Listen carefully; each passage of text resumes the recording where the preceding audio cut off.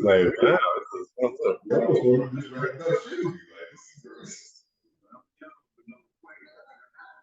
okay. In the game. Oh yeah. Let me hit the yeah. So anyway, it looks like we're back. It looks like we're back in the game.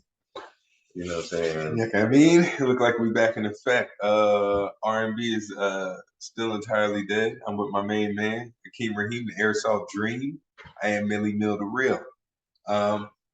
It's simple and sweet. Today, we're a little bit prepared. Only smoked a little bit, ready to talk some of that shit. We're gonna piss a couple people off. Don't add us, you know what I mean? But get in the chat a little bit. We're excited. Remember, this is a non-factual, this is a strictly passionate conversation, and we want you to engage. Real quick, I'm checking with my main man, King. What you been having going on, man? Oh man, thugging, dude. We just out here painting. I had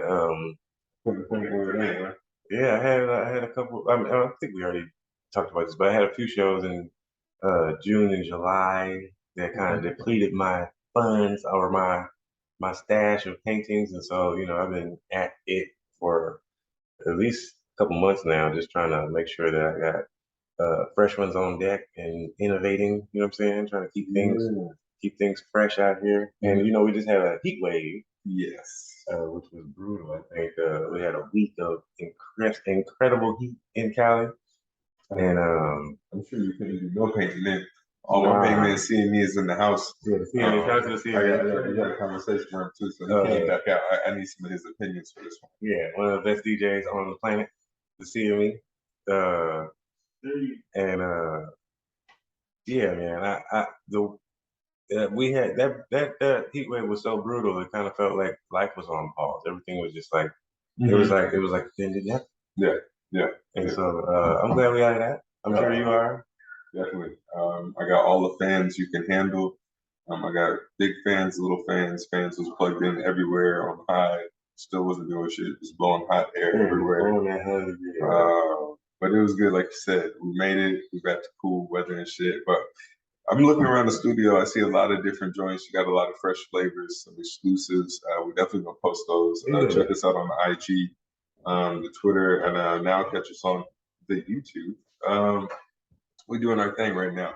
So real quick, we got some easy joints. We're gonna check in. We're gonna chime in. CME is gonna chime in. Let us know what he thinks.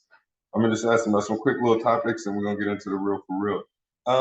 West Coast heads. How did y'all feel about that recent, not too recent, but recent game versus Marshall Mathers fiasco? I don't even dare really call it a beef. I don't know anything about it. Not even a battle. I'd call it maybe a bar trade-off. The game dropped like a 10-minute rap joint. Let's just say far gone are the days of 100 bars and running and 400 bars and running. Yeah, nah, 10 minutes, man. 10 minutes of no heat? It was a few bars, but you know where we are right now, especially with COVID. The attention span is short, fam. I don't got it like that. For 10 minutes, it wasn't that hot. It wasn't that same game. It wasn't 50 Cent G Unit game. It wasn't that guy. Not saying the skills were gone, but it wasn't that guy. And Eminem responded? Shockingly, yes.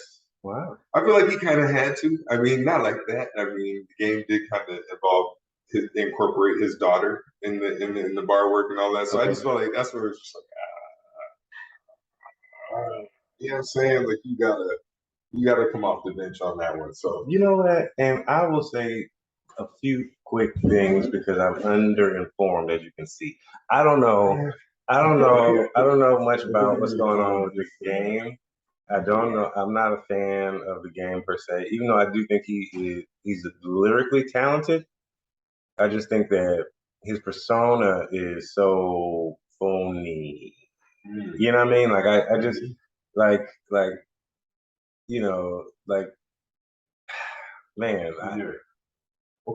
From a cultural perspective, I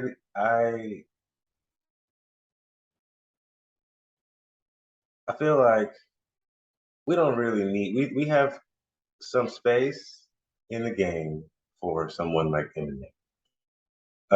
From a cultural standpoint, I know this is a black art form, and I know that Eminem's a white dude.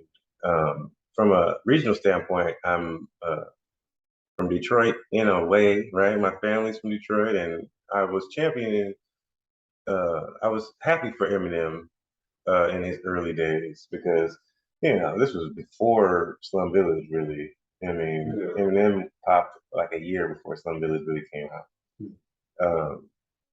And Detroit had a little, oomph to it. It feels good to be, shouted out or put on the map or have a champion from your area. But like, because America is so funny like that, they wouldn't let, they wouldn't let, and he wouldn't let himself be this Paul Wall kind of token black guy. He had to kind of assert his whiteness, which turned me off.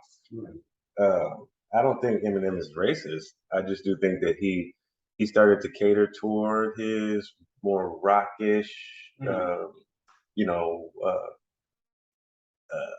middle America, Midwest, white fan base. Yeah, and he just and rock was going in a rapish kind of direction anyway. Like you said, those Linkin Park kind of raps and System of a Down and whoever those people. And so he kind of bridged that gap between. He kind of made a white hip hop for white folks to listen to, and it didn't cater to my taste buds, if I was saying. But I still, hey, Detroit and cool, put on D12 and some other people, and you know, even though his biggest contribution to the game would have been Royce the 5'9", except for the fact that Royce the 5'9" uses all of his powers for evil.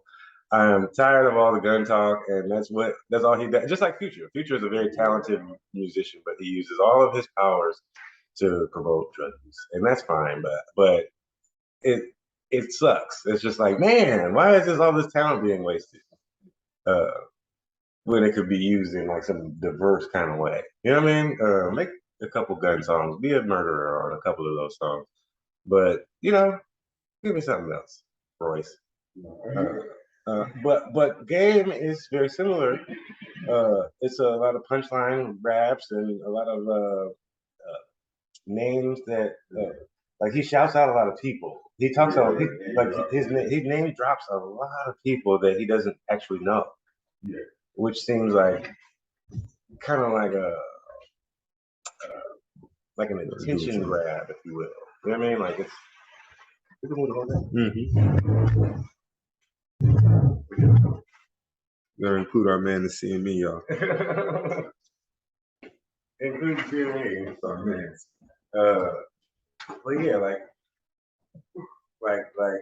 yeah, again, especially the way he came in the game with 50 Cent and the G Unit, and kind of quickly turned into like this mutiny trainer character or whatever. And I didn't like that from the gate. I didn't like he didn't seem like a LA kind of guy. He seemed more like an East Coast MC, especially from his voice and his accent or whatever. But hey, there's space for people like that too. Like what's the other guy who's like that? Kind of light skinned dude. He's kind of chubby. LA dude. Anyway, Glasses Malone. Yes, I was. That was I was thinking Malone. He had a real different flow. Voice. Yeah. And you don't have to sound like Nipsey and all that. And that's fine. But I don't know. The game never seemed very genuine to me as a person, and like the character, yeah. And so I was never a fan of his in terms of like his music, but I knew he could rap. Yeah. And he has some fine work. I mean, you can't. Yeah, and so I couldn't say I have a dog in this fight. Like it's just like I usually I would usually have somebody who I would say, oh yeah, this person. No, it was a clout chase. It's a clout chase, and the game is a clout chaser from what I can see. Yeah. Even though he's a good rapper, And that's where I'm like, you know what I mean? But then I guess too, you start to look at things, and then not to say someone is falling off. I'm not that person, but then you kind of you start to see moves. You're like, oh, what's that? That's pretty sure. So after it all was said and done, you're just like, you just look desperate. Take your ass home. Like it was, and none of the tracks were dope. Sadly, the exchange was that to your point of Royce, the Lupe Fiasco, Royce the 5'9" little skirmish was kind of doper than that. Where it's like, okay, that's as far as you cats do. Yeah, this shit was not bad, but you were still like, well done, Marshall. All right, it's over. I heard that. I was unable to even check for the Royce. You know, be heard for the battles. Yeah, that was interesting to me only because Royce the 5'9" is a good rapper. But because he's so limited by his gun talk, that he's not able to do things with the imagination that Lupe can. Lupe took that nigga to the shadow realm and said, "Hey, guess what? This is some Thanos right here." Like he didn't. It's like not guns. It's not about guns. It's not about guns. You know what I mean? And I was just like, wow, like it. Not only was it refreshing to see Lupe have some steam behind and some focus behind his lasers, because I know he fits lasers, but it was refreshing to see him go up against someone who a lot of people who would deem worthy. Yeah. You know what I mean? Like it's one thing to crush a bug, but it's another thing to go against someone who someone might think could give you a challenge. Right, exactly. I would be definitely interested in checking that shit out. Lupe made it light work. Like this is going. Because Lupe is stupid ballsy and he's very intelligent. When somebody's smarter than you, it's hard to beat that. He's a very intelligent brother. The only thing is that sometimes my brother can be kind of annoying. You know what I'm saying? But he's a good dude. And he's well intentioned and he's about the culture and about the black folks. And so how can you not be for Lupe? You know what I'm saying? And so like I would love to, I might definitely check that out. As far as Eminem and your boy, whatever. You know what I mean? Like you know what I mean? Like nobody's checking for that shit. And the game, you know what I'm saying, bless his heart, is a very talented person. The problem with that is not necessarily his talent is not necessarily not enough to carry him. You know, through the thing. You know what I mean? It's not enough. So he has to do extra shit. You know what I mean? Like he has to do extra shit to remain relevant. That's right there. And isn't that like kind of raw too, where we talk just hip hop machines, where you almost attributed it to the machine he came from? Where did he come from? A propaganda machine, a beat machine. 50 Cent. Yeah. I'm beat with John, I'm hot. This shit don't work like that no more, dog. Like cats ain't really checking for that the same way. So that was just my dad on that. We'll keep another Royce thread. The Slaughterhouse beat, which isn't really being checked for, but that was interesting. But pause, keep it moving. So also the next thing I was going to mention was that Grammy situation. But to your point, it's kind of irrelevant, dog. You didn't get invited to the party. They won a Grammy because that's what they do. Who won a Grammy? Dre and them for the Super Bowl show. Oh, I'm sorry, it was an Emmy. I think it was an Emmy. I'm sorry. Okay, and he was mad because he wasn't there. Yeah, he put on a show. Oh, I have a shitty bit.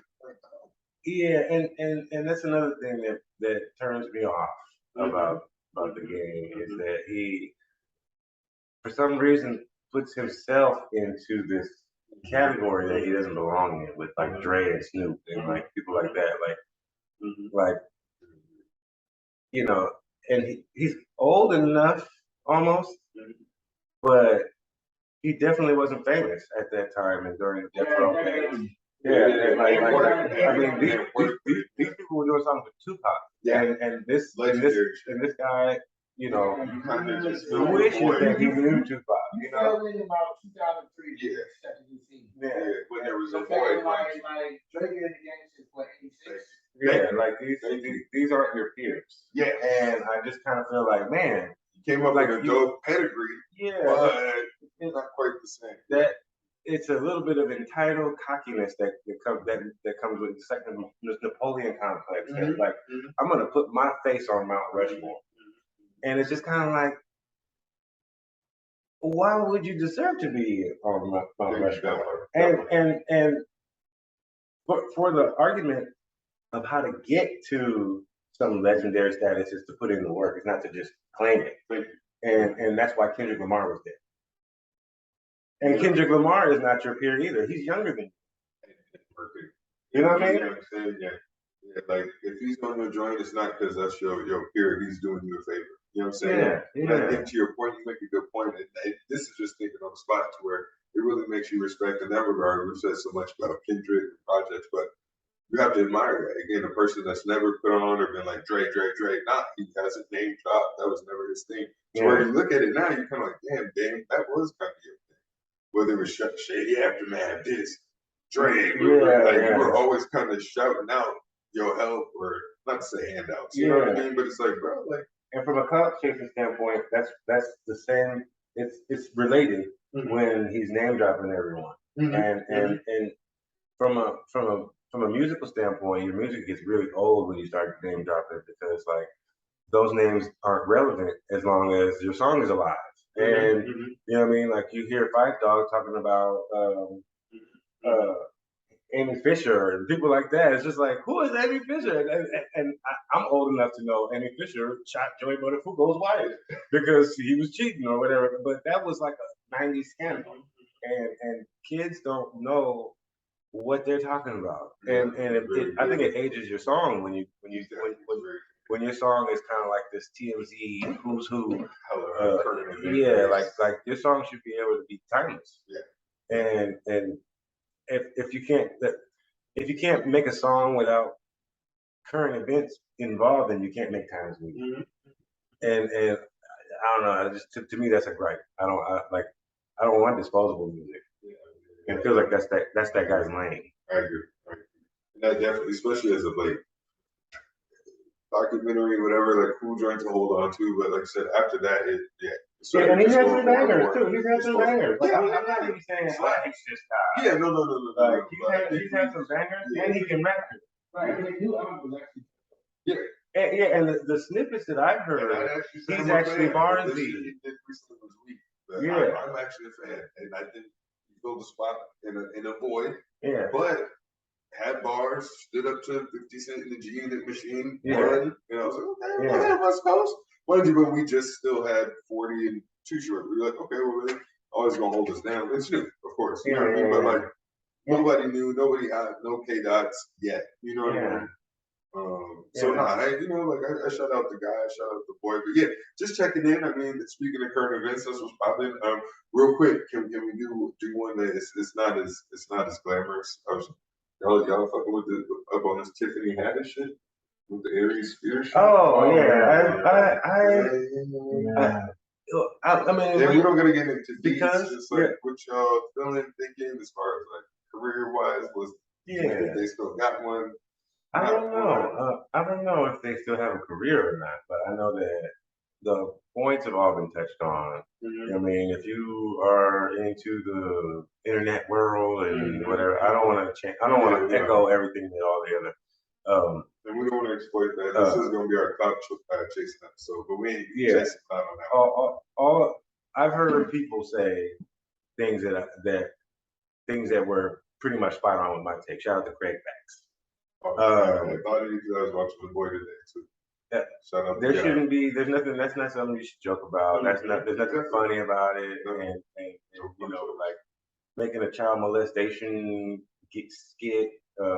It just, I don't know. It feels like weird. Like, okay, why would you do that? But it also feels a little bit like Tiffany Haddish and Aries Spears because they starred in the sketch or whatever. I haven't even seen it, but I've heard enough to know what happens. Even though they starred in the sketch, I feel like they're taking all of the backlash when they were clearly like a crew and like a production team, like people who people who wrote this, writers, directors, or whoever was involved with the studio that they were making this at. So it's kind of like a Travis Scott situation. Those people should also be held accountable because I don't think that Tiffany Haddish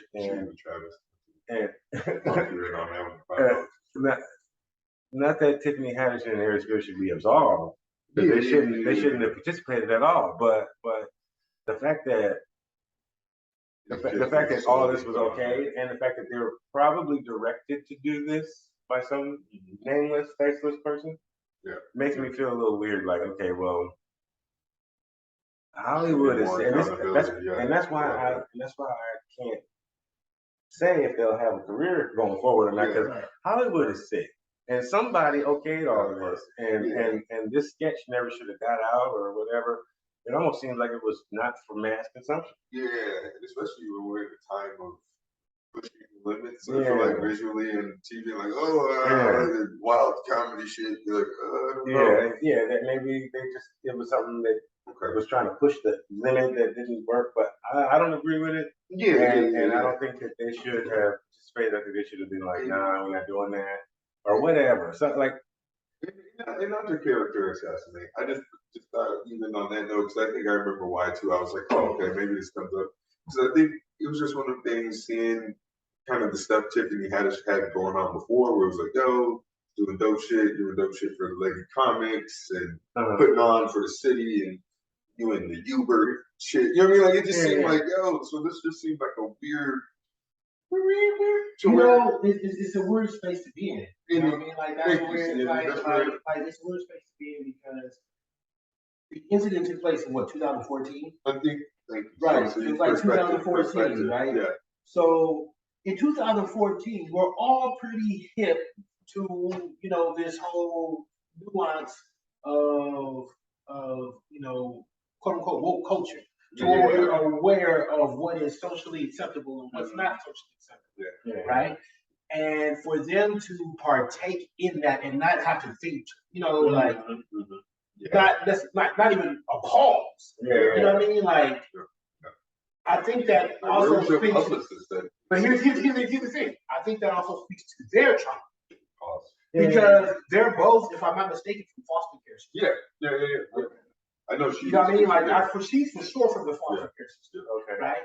And she was willing to do anything and everything to make it, including a skit with Ari Spears, and and not to even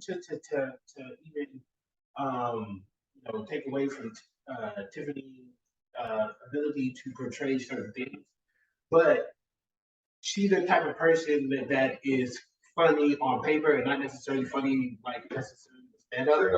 You know what I mean? Like she can, you know what I mean? And so like, and I feel like she was trying to make that. She wanted to do anything and make it funny, so that's why she took that, as opposed to using her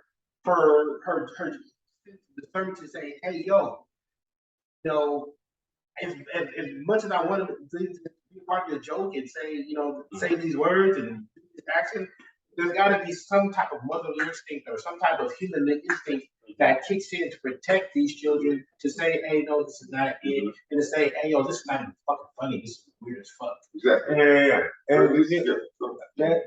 but that rounds right back to my point that the actors, specifically black actors or talent in Hollywood, are puppets, and they don't have any power. And so, for me, it's like, why are we gonna let these people be the shield for the idea that they would do anything to get on? Think about the whole. I mean, we know what happened with Dave Chappelle. They told him to put the dress on like all the other black comics had to do in order to make it, and he said, "No, I'm not doing that," and he had to walk away from his show because of not only the dress, but some other sketches that were, I guess, just straight cooning, right? And he made this crazy, like, Jesus kind of comeback that, like, whoa, you would never believe he had to come back from being ousted from the industry like that. But he was on top when it was done. And so if anybody who's doing anything to get in and who might do porn if they had to or whatever, these people are willing to go beneath themselves, right? To score, these connections to these roles or whatever. And to me, it just, I don't know. We don't agree with it.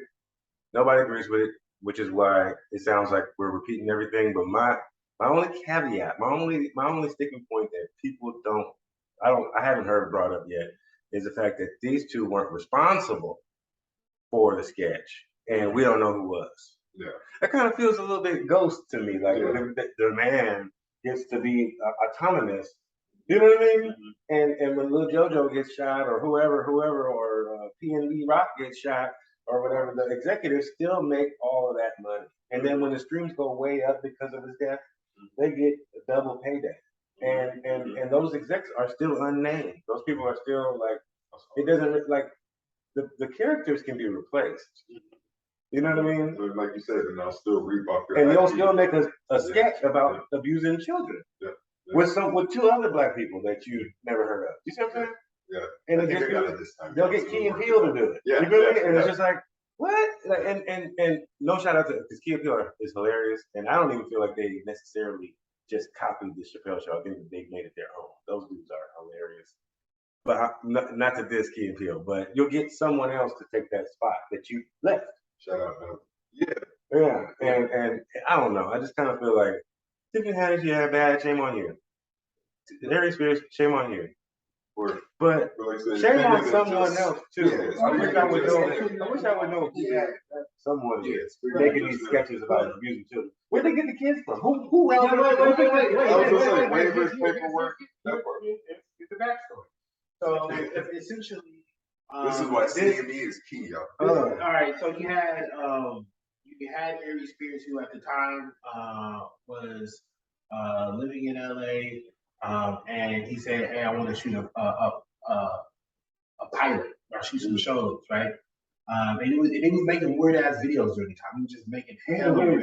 Yeah, he was making weird videos, right?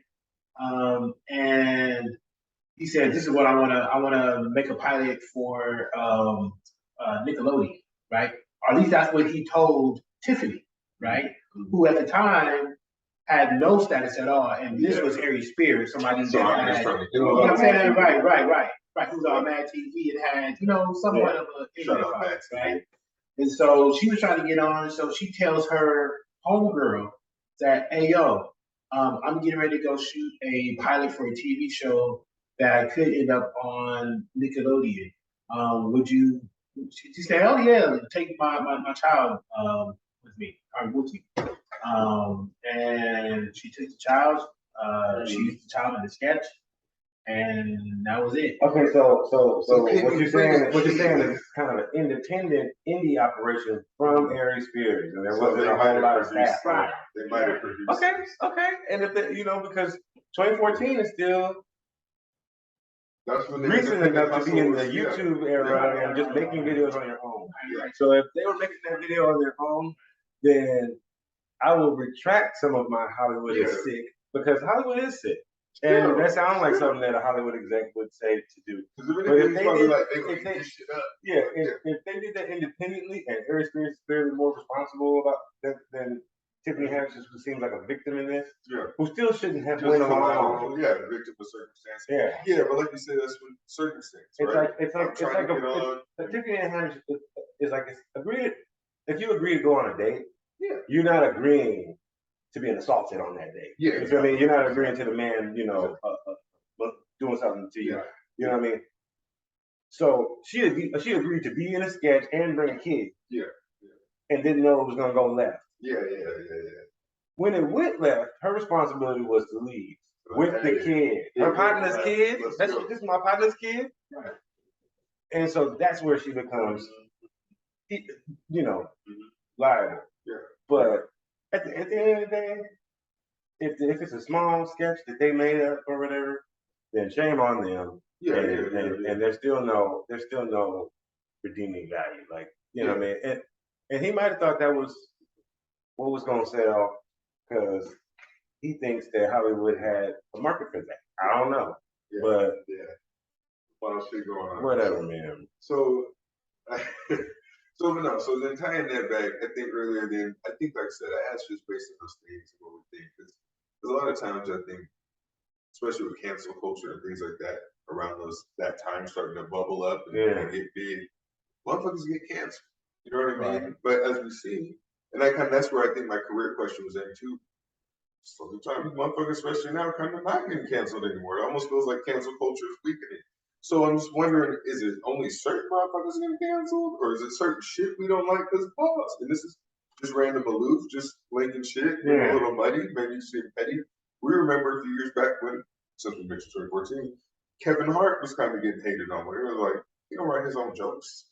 This motherfucker got like a team of writers. I think Mike Epps especially was, but not jumping into that, but to the point, it came to this point of like, oh, well, are you still funny? Or like, are you really funny? Like motherfuckers felt tricked. Like, I'm laughing, but am I doing it? This is wrong. Like, what are you doing? Like, my point is like, he didn't necessarily get canceled, but too, I feel like he was also that big at the time. He was fucking Kevin Hart. Like, Sony ain't about to, we got 10 million in this motherfucker. Yeah. You're all right, Kevin. I think the cancel culture in general is a soft rule. It doesn't apply to everyone. Yeah. It's definitely picky. Yeah. And it depends on your situation. Either you can't be canceled because you're that big of an earner, or like the corporation got your back, or whatever, the studio has your back, or you can't be canceled because you have a cult fan base like Dave Chappelle, and you can come back on your own terms. Or you can't be canceled because like you had a big hit when you were signed, but now your name is out there and you can still be Wiz Khalifa forever. You know what I mean? And you don't need the majors now because they know you kind of, and you know what I mean? Yeah. Like Wiz is living fine, and he don't have to, because you know what I mean? Like it's because he was able to go indie right after Black and Yellow. Yeah. You know what I mean? And that's why, I mean, that's kind of the Nipsey Hussle approach that he was trying to do. And for some people, it works, and some people it don't. And it depends on who you ask, right? Like, so a person who's still rocking with that person would be like, oh, I still listen to Larry June. He got a new project out. And another person would be like, oh, he fell off because they're not checking for his new stuff. Yeah. And they're kind of like underinformed about what they're doing, so they fell off. You know what I mean? Yeah. De La Soul never fell off. De La Soul still got bangers, and they just don't know how to fall off. Yeah. It's weird, but that's an anomaly. You know what I mean? I think, but from the cancel culture perspective, either your talent saves you, your cult fan base saves you, or your status saves you. Yeah. But if you don't have one of those three things, you can get got. You know what I mean? If you don't have one of those three things, it's on anybody to get canceled. Yeah, because it almost even felt like, to your point, that, or for some folks like Dave Chappelle, or shit, oddly enough, even the baby, it almost seemed like they made cancel culture even feel like not real, like this is a part smooth. Yeah. Like where Dave was like, I'm not doing that. I'll talk to y'all, whatever. And that's the baby said that shit at the festival. We were like, and it was big news, but they couldn't really cancel. No, they couldn't really. Yeah, exactly. But is it over? Y'all haven't. No, I heard that the tickets. Hold on, y'all. Wait. Is that what you think it is with the ticket sales? No, put us on. This is like number one DJ. It happened when it happened. You know what I mean? And unfortunately, he gets the wrong community. Yes. You know what I mean? Like he let his ego supporters. get in the way of forgot where it was at. Support him. Yep. You know what I mean? Like regardless of whatever you feel about a person's lifestyle, right? Yeah. If you're in a public space, you know what I mean, and they are your fan, and you say something that goes against your fan because of your own ego, and you feel that the world really needs to know how you feel on everything and every time, which is not really your place. You know what I mean? Like you gotta let people know how you feel all the time, and social media for some reason makes people feel like you have to like always let people know every single aspect of your life and really divulge shit that is not pertinent to you talking about shaking ass. Yeah. You know what I mean? And you know what I'm saying? Like, right. And you believe your own hype, and guess what? That's my shit. I see what I want. You know what I mean? Like, it suffered at the consequences of that. Yeah. It's not to say that, he's not going to ever sell again or anything like that, but definitely not at the apex that he was 2 years ago. Yeah, thank you. Okay. And thank you for confirming that for me. I was kind of curious. I didn't hear much, but to your point, that's why I didn't hear much. And the Bible slow. See, okay, say less. And to your point, I feel like if I can't see me, you hit someone on the head too. I think one, that's just professionalism, man. Pause. The one thing too, I think I always loved and respected about what they said about Michael Jackson was when they would always come at him about his sexuality, he wouldn't denounce or wouldn't divide because he said, "Yo, I'm not about to pick a side or say I'm not gay or something.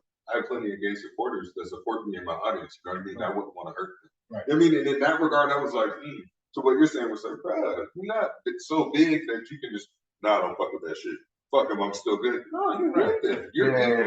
You know what I mean? Like, yo, they're consumers. You can't shit on the consumer. But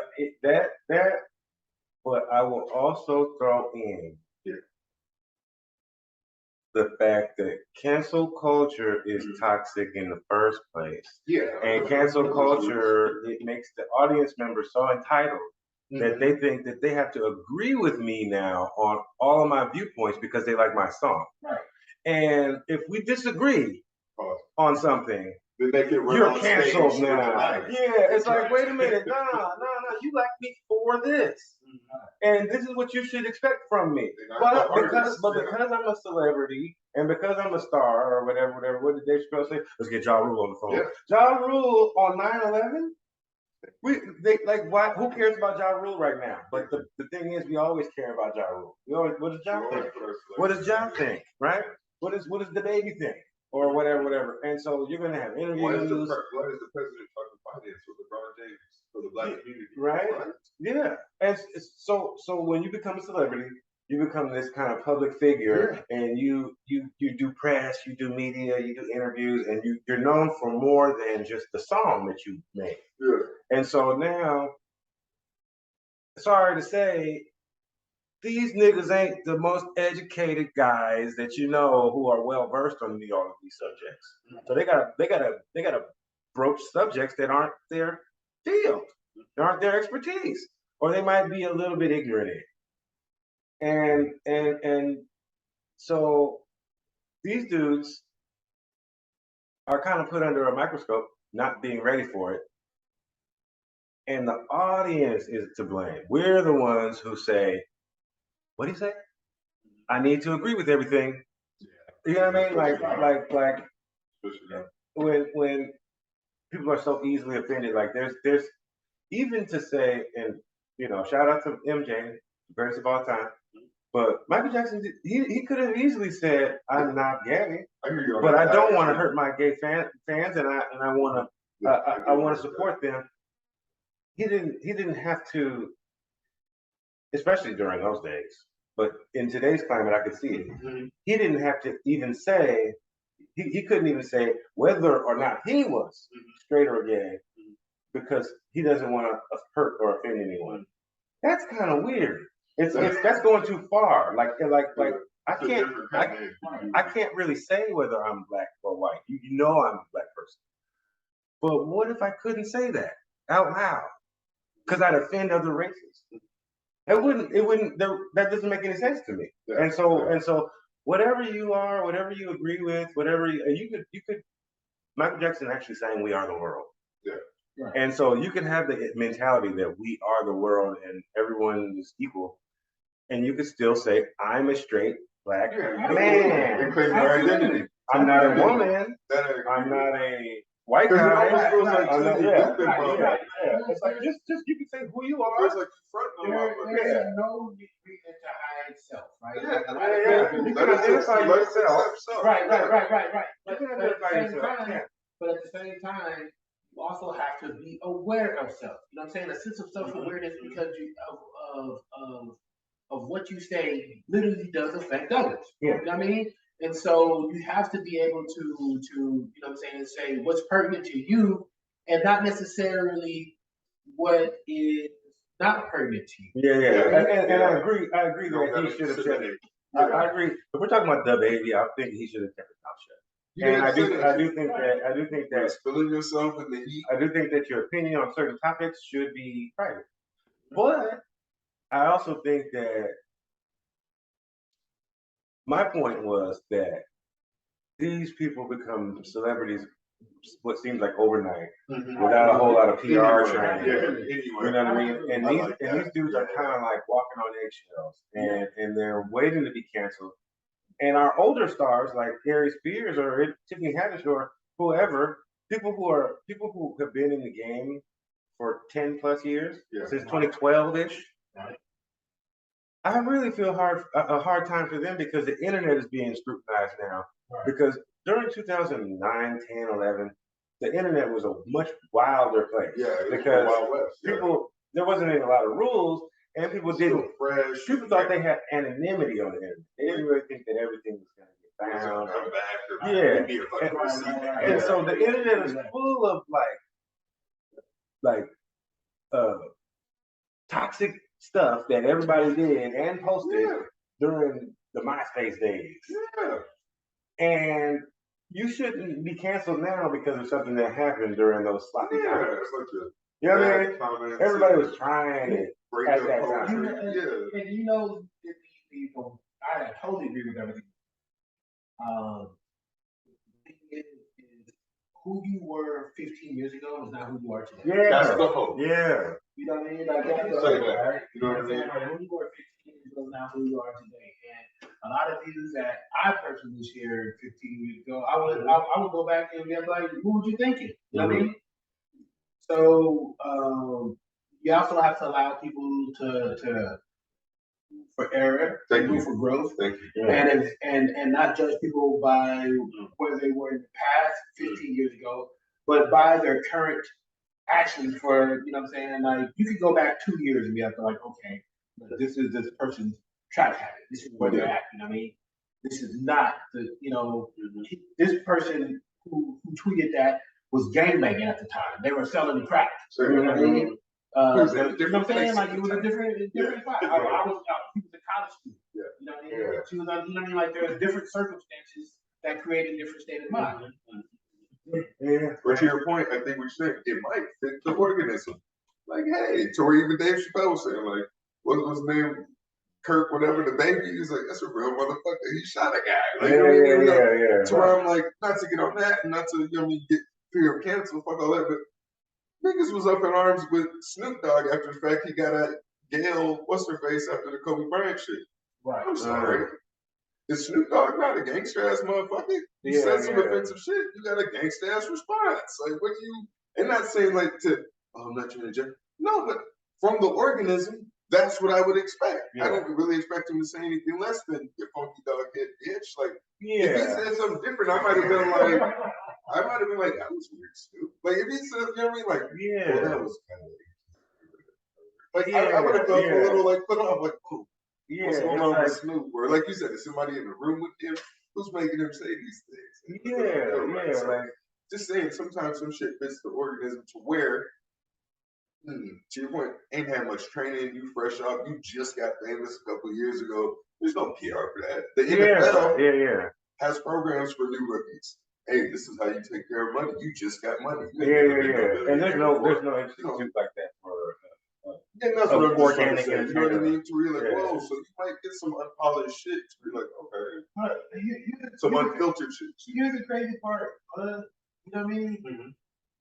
You make music for you, right? That part. You know what I mean? You make music for you, but then your fan base, you know what I mean? Your fan base is, white people. Yeah. You know what I mean? Like, let's keep it real. Like, in order for you to become a top 10 artist, your fan base has to be white people. You gotta be able to cross over. You know what I'm saying? Like, there's no if and but. You do not get a #1 record without white people fucking with you. And so, if that is the case, if you're making your music for you, when you're the consumption, you know what I mean? Like, they also have to be savvy enough to realize what room you are fucking in and walk in the room and be yourself, but also, you know what I'm saying, be aware that you can't, like, even in the streets, you can't enter every block the same. You know what I mean? When you're on the streets, you know what I'm saying, like, you move different, right? So if the same applies for that scenario. right? For being on the streets, you live like, okay, I can't carry myself the way that I do in Hope because I'm out of town, so I know I can't move down here with this P hat on. You know what I'm saying? Even though I can, you know what I mean? Like you know where you at, right? No, be aware, right? And he should have known that you're in Florida. You're performing before a bunch of millennials and Gen Zers. Thank you. That is your audience, Gen Zers. In general, too. You know what I mean? Like that's most of your audience. Oh, and you know that most of Gen Z is not fucking with that. you know what I'm saying? Is about some like fluidity shit. You know what I'm saying? And some more exactly. other, you know what I mean? Like, and not to say that that you know we have to agree with it or not, but you also have to be aware of where your food is. Yeah, or like I said, or not to say shut up and dribble. You know what I mean? Like, that's kind of the. But it kind of is. No, that's like, kind of the. we can't get to dribble. And because life is so multifaceted, like you know, we were just talking recently about seeing one point from two different angles, and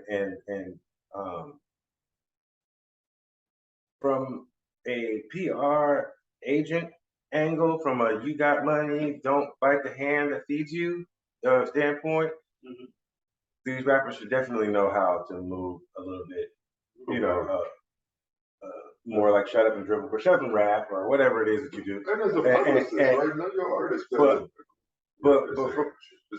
But from the soft cultural approach that we took, when people deserve some grace, they deserve a little room, they deserve some room for error and all of that stuff, I think that we have to go ahead and say that the audience is partly responsible for the sensitivity level that we have. And that whole Dave Chappelle thing where he said the baby shot someone, he specifically said shot a nigga. And the reason why he said that is because make it more palatable. It's such a weird dichotomy to live in when Black people are not valued here in America at all. But the majority, or we'll say white people's feelings are more important than that. And you can be canceled. You can shoot a Black person and you'll be just fine. But you can't hurt a white person's feelings or a gay person's feelings. You can say nigga, but you can't say faggot, right? And so it becomes this hard talking point because you want to agree with both sides. You want to say you know better than that, but at the same time he doesn't know better than that. We want these unpolished street gangsters to entertain us, but we don't want them to be unpolished when we be ready to go. Like we want them to have this, you know what I mean? And these ghetto dudes, all these ghetto gangster street boss crime killer dudes who are getting into the rap game at this point because that's what you have to be in order to be a rapper at this point. You want these dudes to all be gender sensitive. Thank you. That's weird. You can't have it both ways. We want you to be real. We want you to be the realest gangster ever and kill people and see no value in human life. Only Black human life, though. Of course. And everyone else is very important. And you better know where you're at. I don't know. That sounds like hypocrisy to me. I don't know. It just doesn't sound like creative freedom to me. You know what I mean? And I don't know. It's like, do we value this creativity and where it's coming from? Or do we not? You know what I mean? But this also goes back to your point of why that is also the narrative of the music that's popularized to push about Black people. Yeah. You know what I mean? And why do we set poison so easily? And it's because of that large white fan base.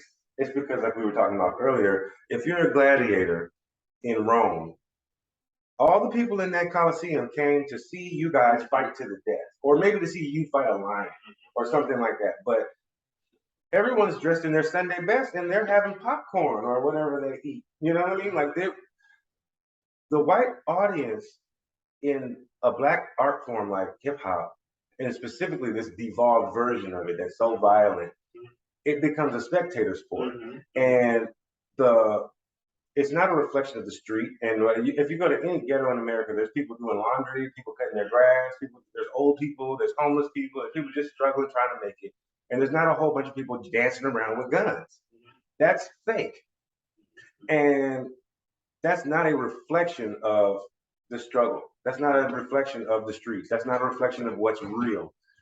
It's a coon show. It's a minstrel show that makes Black people look terrible and violent and not and it pacifies our pain. It makes rap music right now is justifying Black people's pain. They don't deserve anything because look at them. How can we give them reparations? Exactly. And it so becomes the dominant narrative or the misrepresentation. It's misrepresented because Black people aren't all like that. Yeah. But because rap is so violent and so negative, it directly affects Black people and how we're able to move and operate in real life. But it doesn't affect the person who's living in a safe suburban neighborhood who's watching as a spectator. And so it's so for one person it's just entertainment, and for another person it's directly affecting their life and their vibration, how they feel today. I don't really, because Black people can dance on rhythm without being taught. Musical intelligence is actually a form of intelligence and it helps you with math, spatial reasoning, and everything else. Musical intelligence makes Black people actually innately smart. And we don't think about musical intelligence like it's the other intelligences. But let's just say this, Black people are connected to the music in a way that other people are not. And it affects us more. And so when the music gets this bad, where it's blicky, blicky, clip, clip, switches on the guns, automatic fire, every song, everywhere you're going. Yeah, and it's murder rap, and it's all niggas, death, niggas, death, niggas kill niggas, and not for a real reason, but because I like to. Ice Cube had a fantastic day one day, and he said, "Today I didn't even have to use my AK," because that line symbolizes the fact that Ice Cube was living in a rough urban environment where he had an AK for good reason and just in case something happened. But his best idea of the most utopian day because he had to be making some of this shit up. He was hitting triple doubles and everything.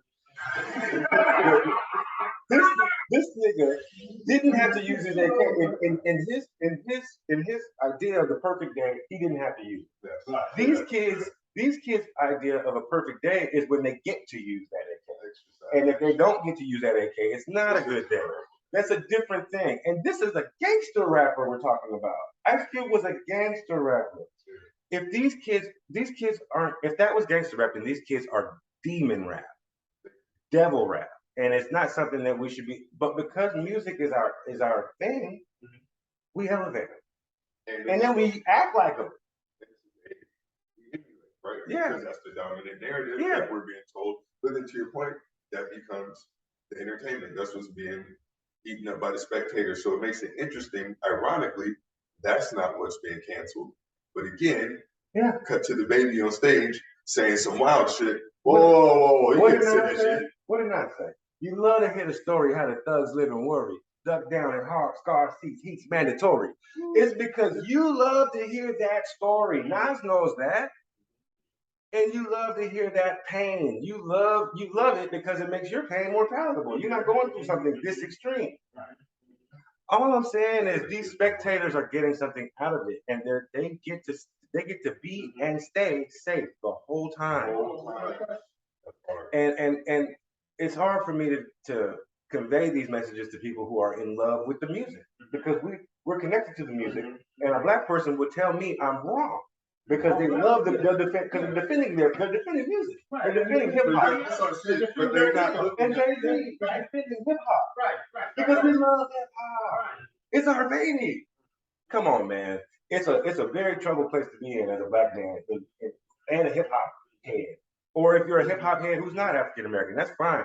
As a hip hop head who's grown, it's a tough place to be in to not be able to defend the current music because you kind of still like the current music, and so I've been able to detach myself from that love, and I can speak without any kind of bias. Like hip hop is dying.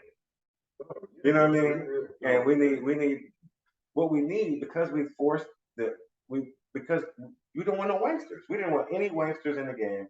And 50 Cent said so. We wanted credible thugs. We wanted real talk. Yes, and your raps had to reflect your real life, and you had to really be doing the things that you said.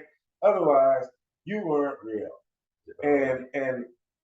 But because crime became the automatic thing, you couldn't really be doing anything else.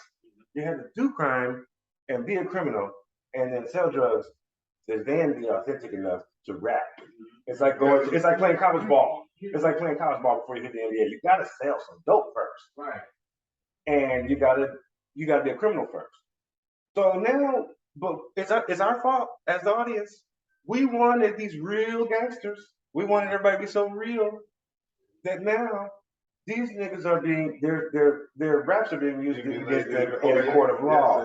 And the Jay-Z's trying to defend like, oh, freedom of speech, they can say whatever. But these cats are confessing the murders on wax. Literally put what happened in the bars. Yeah. And that cuts to our thing, polishing. One, I mean, not like that, how do you polish that? But I gotta be authentic. I shot me today. You just recorded that shit? Like, yeah. But you have to be gender neutral and sensitive to everyone, no matter how like that super bravado of mano a mano. It goes back to the old Western gunslingers. It goes back to the duels, 10 paces and turn. Who's the fastest on the draw?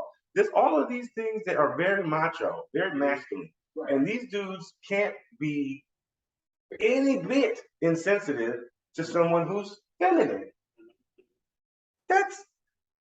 You can't have it both ways. If a woman is nothing but a biatch and what's my favorite word, biatch and all of this, whatever, then a gay person is definitely not going to be well accepted in this hip hop rap society where even a regular woman, isn't valued.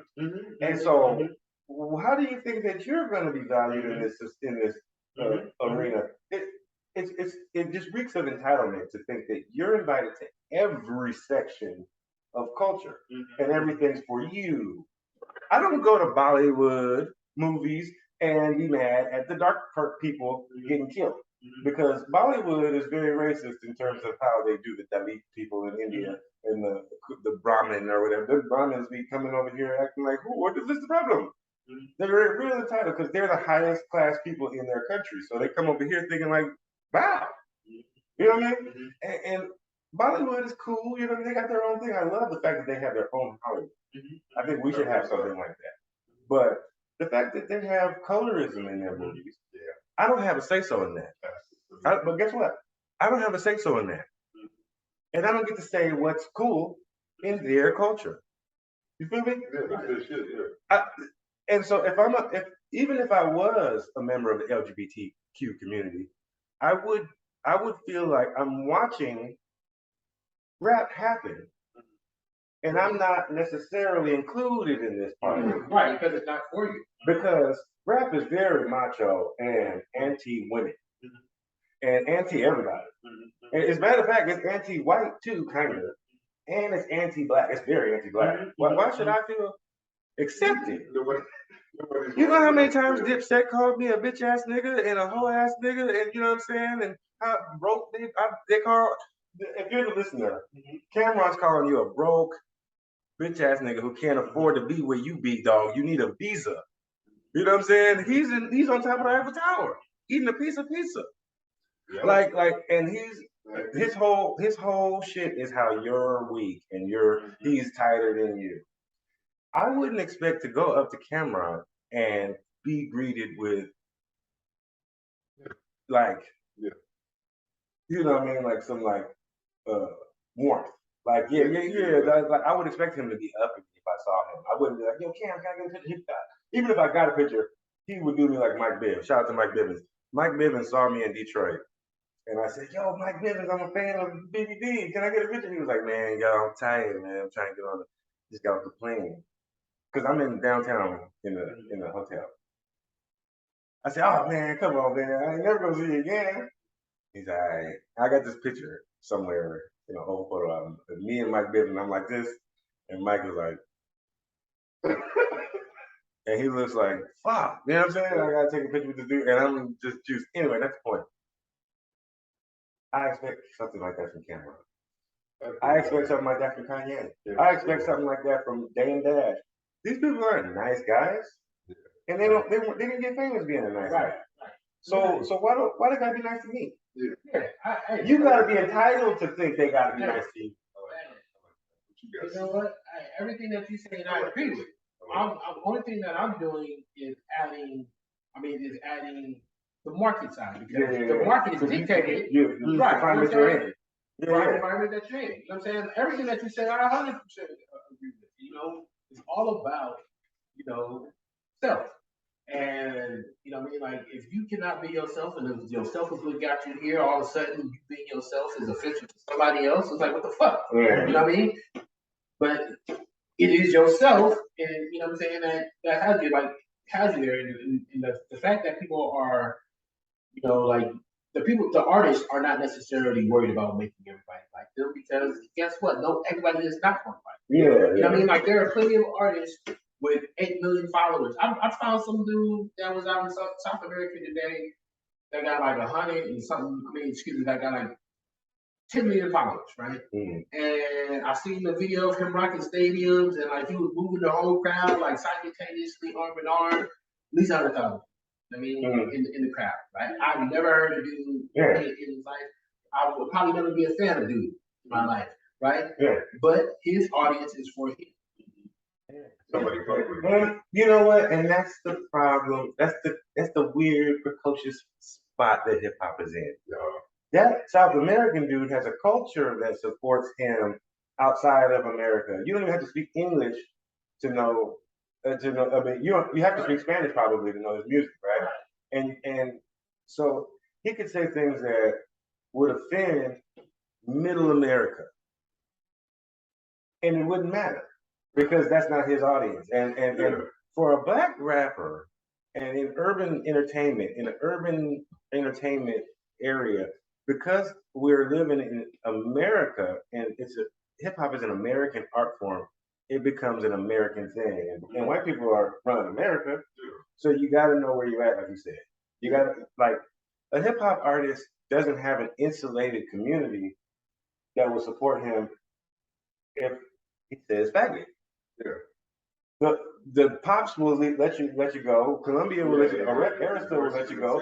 Sony will let you go, and the white fans will be turned off.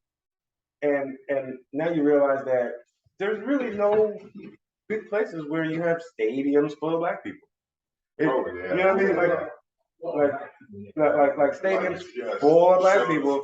Like we don't have enough numbers in America like that to be packing coast to coast stadiums. You know what I mean? But even if we still like you, we might not be able to support you the way that these affluent fans have been, buying concert tickets and merch and buying all your albums and all that stuff. And we be listening to your stuff on YouTube like, yeah, this nigga's spit. Yeah, no. that doesn't pay you. You can't get paid off of my opinion. And so what I'm saying is, you gotta be able to, like that dude Davido. He's a Afrobeats artist, right? I did not know who Davido was. And when I found out, he was already like bazillions of people. I was like, oh, I'm lit. You know what I mean? Like it wasn't like, but those kind of international artists can do that. And people in America, I have to have heard of you because you got a bubble here. Yeah. And our media has to put you on. And blah blah blah, right? So what I'm saying is we can get canceled when an international artist might not be able to get canceled because he has an international fan base. But all I'm saying is this: if we're prosecuting these kids for murdering people and rapping about it, I am with it. I'm down. Like. Those phases, rapping, rap. Yeah.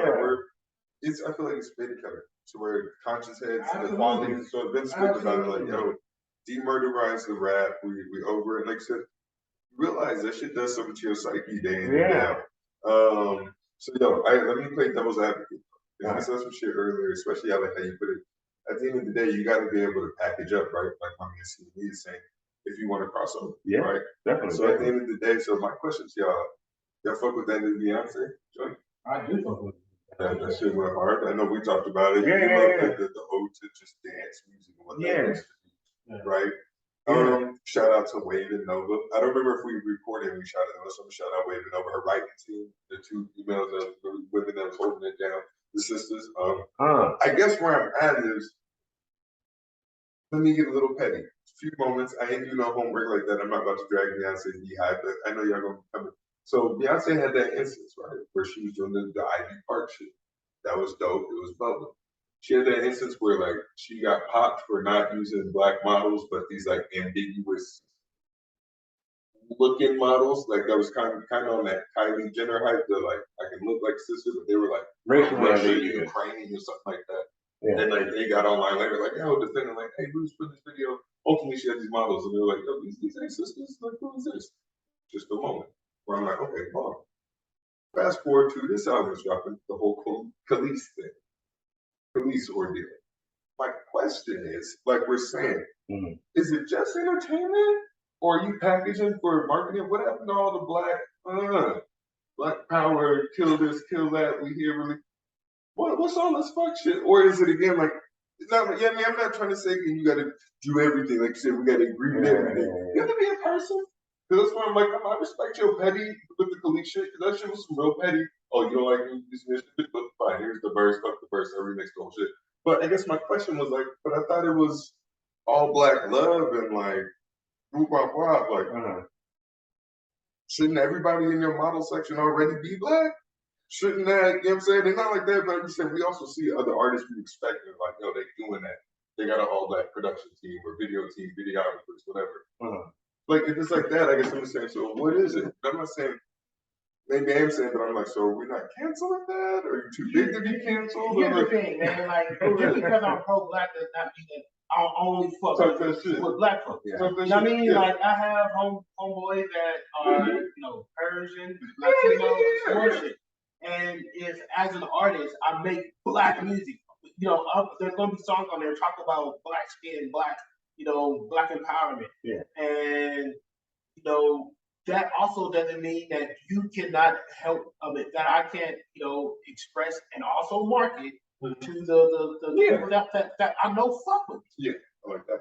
You know what I mean? Like, I know that these people fuck with me. You know what I mean? So all of a sudden, like, oh no, you gotta be on. Why? I gotta wear red for the rest of my life because I said that I like red. Nigga, you're not wearing red right now. What the fuck? You know what I'm saying? You know what I mean? Like, and it takes away her ability to be herself. You know what I mean? In fact, it's Beyonce. You don't think she has control over every single thing that she does? Say that. You know what I mean? And you don't think that it's not thought about and that they have a team and all the shit was not planned and like everything that she does is kind of. So I asked you about the so with Khalees, I don't think that she knew that she was not on the paperwork. You know what I mean? Like if I think that I'm going to Pharrell and I fuck with Khalees and then I fuck with Pharrell, you know what I mean? Like I'm obviously using her song because I fuck with her. You know what I mean? I could use a shitload of Pharrell songs, right? You know what I mean? Like, or I can tell this nigga to make me some new shit. Yeah. It's fucking Pharrell. So I chose this woman because I'm thinking that I'm helping her out.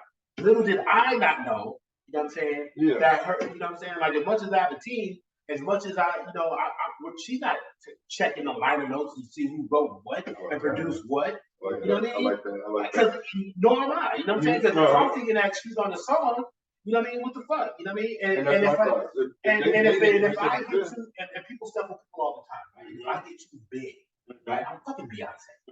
You know what I mean? Like I'm one of the literally the biggest celebrities in the world. One of the biggest celebrities in the world. You know what I mean? Do you think I'm literally gonna call everybody that I sample to be like, oh yeah, I gotta call you out of respect? So it's like, no, but if I feel I fuck with you, you know what I'm saying? I'm trying to cut you a check right now. You know what I mean? It's all love when I see you in traffic, beat. You know, the problem is that Khalees, she did not do her homework. You know what I mean? And now she's paying the consequences for that shit. And then not to say that what Pharrell did is not fucked up. You know what I mean?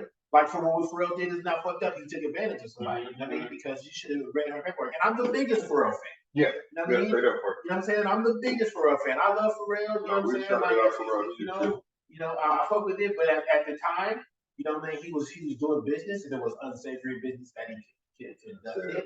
You know what I'm saying? Like, what is and again, can we hold him accountable for who he was then to where he's at now? You know what I'm saying? Would Pharrell now do that?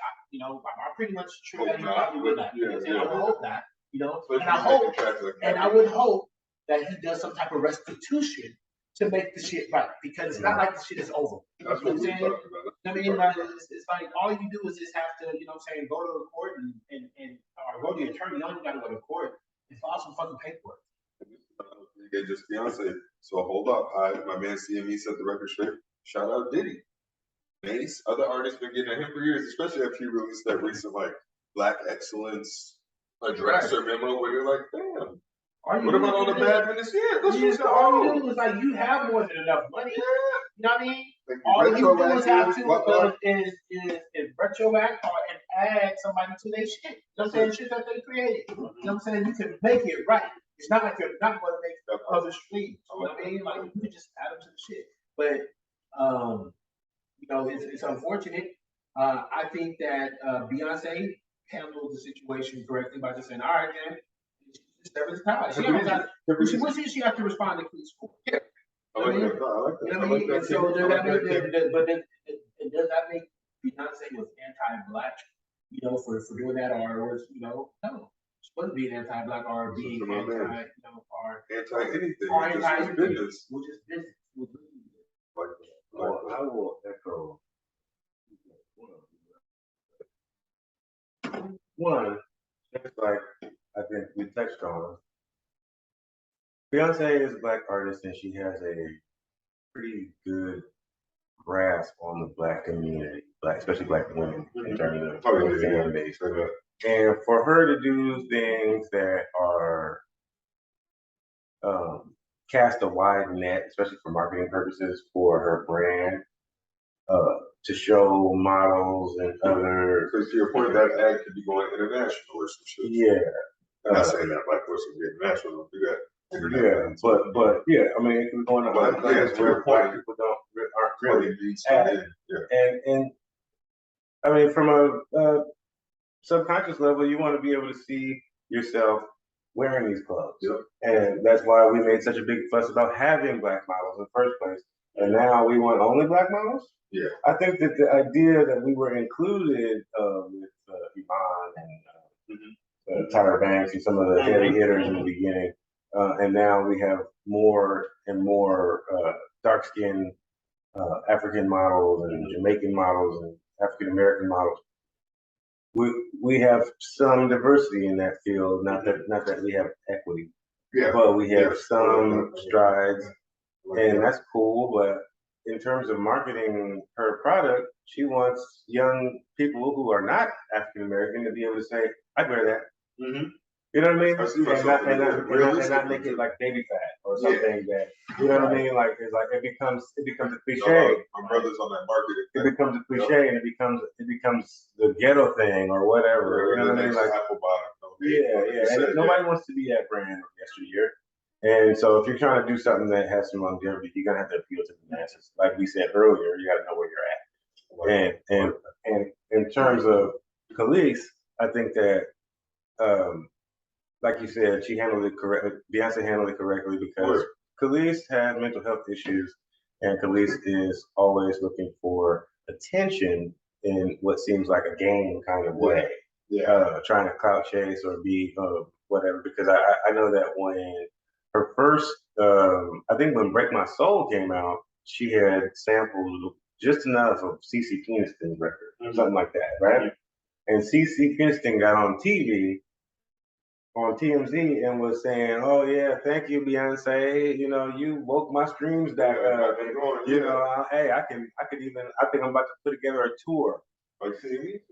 And you give them the juice. Yeah, anybody who shouts you out is anybody who shouts you out from a higher spot than you're at is actually showing you love, even if you're not being financially compensated. Beyonce, if you're listening, if Beyonce or Jay wanted to have one of my paintings, my graffiti art paintings, and mess with a lowly graffiti artist that, you know what I mean, just to show that you're still connected with the streets like that. and or any artist. I think I got 10,000 followers when Missy Elliott shouted me out. And that was it. Missy Elliott did not pay me $1. Mm-hmm. Missy Elliott didn't even buy the painting of herself that I made. But Missy Elliott said, "That's dope." How? That's all she had. It's free. It's free. That's it. And I just don't think the Khalees is in a grateful mind state or in a place to receive her blessings. She's just basically bitter. She wants just like the game, beef is her vehicle of how she gets noticed and how she gets talked about and stays in the headlines or whatever. And she, you know, I haven't forgiven her for how she did Nas, because Nas is the God MC. And we'll say we got a really good album out. Life is Good. Life is Good was awesome. And but Khalees hasn't been right with the hip hop community since then. And Khalees should have been acting. I mean, because of the contrast we saw with CeCe Peniston, she should have been acting like that instead of trying to be, take credit for something that Pharrell put together anyway. You know what I mean? And it's like, okay, so you were the model of the day, and you can kind of hold the tune. That's cool. Yeah. But shout out to Blue King. But let's be real. Pharrell could have made anyone a star at that time. Yeah. Like Pharrell could have said, "No Khalees, let's do someone else," and that person would have had that Tasty album, which was on fire. Mm-hmm. And Khalees didn't write any of that music. She was a performer, and I think she feels a little entitled with the project that she was involved with, that she didn't create. You know what I mean? Single-handedly. Yes, but hey, you know what I mean? Like this, whatever. Some people are just always gonna hate on something, and that seems like that's her little stick. You know what I mean? Absolutely correct. I mean, like it's she had a blessing, literally a blessing in her hand. She got sprinkled. All she knew is that she could have had her team call up like, "Hey yo," like and call Jay. You act like they were just like, "Oh, for sure." Yeah. It's fucking that. Can I get a thing? You know what I'm saying? Like it's like, bro, they use your shit. It's like, oh, it's not, like the music is not. I'm not getting copyright for the song. Oh, well, like they could have handled it. Yeah. There could have been something. And like you said earlier, and then you could have took the social media. Right. After you had the conversation. Yeah. You know what I'm saying? If the conversation didn't go right, then you can say, hey, well, this is not fair. I'm not getting compensated for X, Y, and Z. Yeah. But you didn't even have a conversation first. So many people had a janky contract. I mean, we watch Unsung and Behind the Music and whatever, and there's actually there's a bazillion artists that have a famous song that and they don't have any money yet. But Vanilla Ice still got that Ice Ice Baby money, and it's because he had his contract was written with him in mind, and he was damn near indie, like, you know what I mean? The way that they played it, but they broke the rules for him. Yeah. And the rules aren't like that for an African American person. So we don't have control over our music, our culture, and how shit is received. But I don't think that Beyonce had any day-to-day dealings. She's such a high-level person that she's not the person who would write you on, or the person who would call you, or the person who would write the check. Like she got a team for that. Yeah, I got a squad. Come on, guys. And to this point, come on, Khalees. Right, and to this point, oh, they didn't hit you. My bad. Here, sprinkle. You know what I mean? It's nothing. Well, but I got one question for you. I'm rocking with these two kings. So, fellas, is we're gonna close out on this. Is R&B still dead? Especially with that last Beyonce joint, that shit was crazy. And that's fire. And you know what? Bad. we'll say not only do we enjoy the Beyonce album, we enjoy dance music being relevant because people don't dance no more, as Good Mom said. They don't dance no more. All they do is this. And because dancing was taken out of shout out to Goody, hip hop and urban culture, it took a lot out of our culture in terms of like the topics we could bring and how fun a song could be without being deep. Yeah. Or you know what I mean? Because we're talking about murder rap and all this stuff and positive rap as a counter. But what about rap that's just rapping about how dope you are? What about rap like Dom Kennedy? What about rap like, you know what I mean? What about rap about? Or even like she said, fucking, yeah. Because she did touch some shit. Release your stress, release your mind.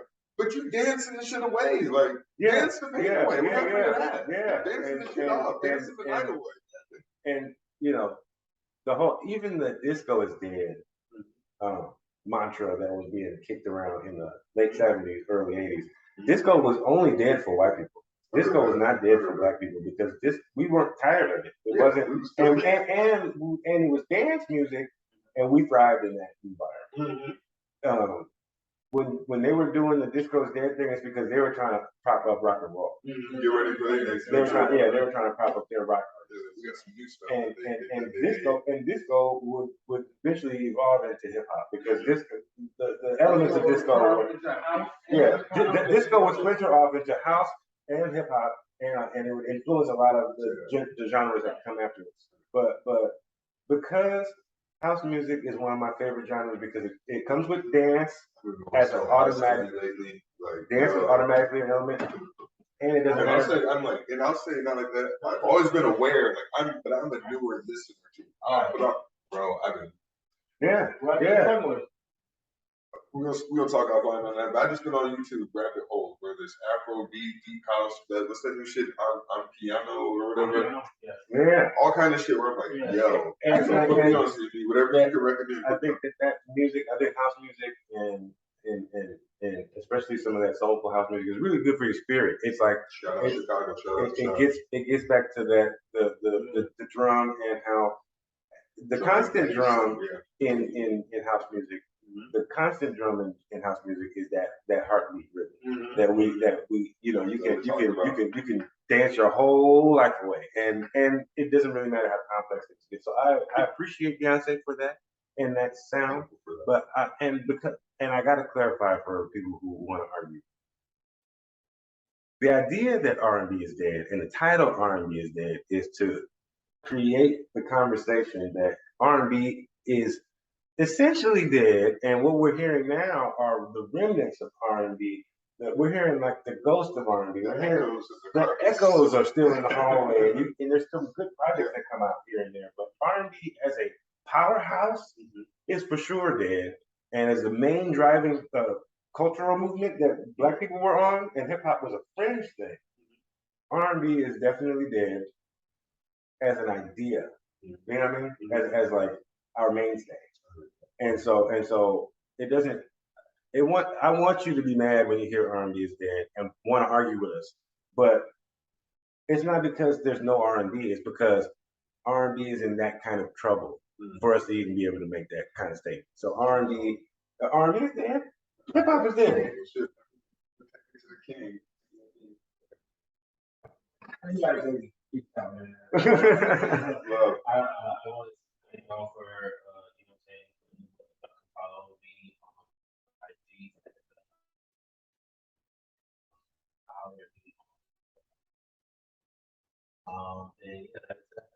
and connected, catch what shows he's at. He's rocking all kinds of events. You got anything coming up? Follow. Hey, one time. Yeah, best DJ. Best DJ with the aerosol, the Krylon King. I am Billy Miller Real. This is R&B is Dead. Peace. All right.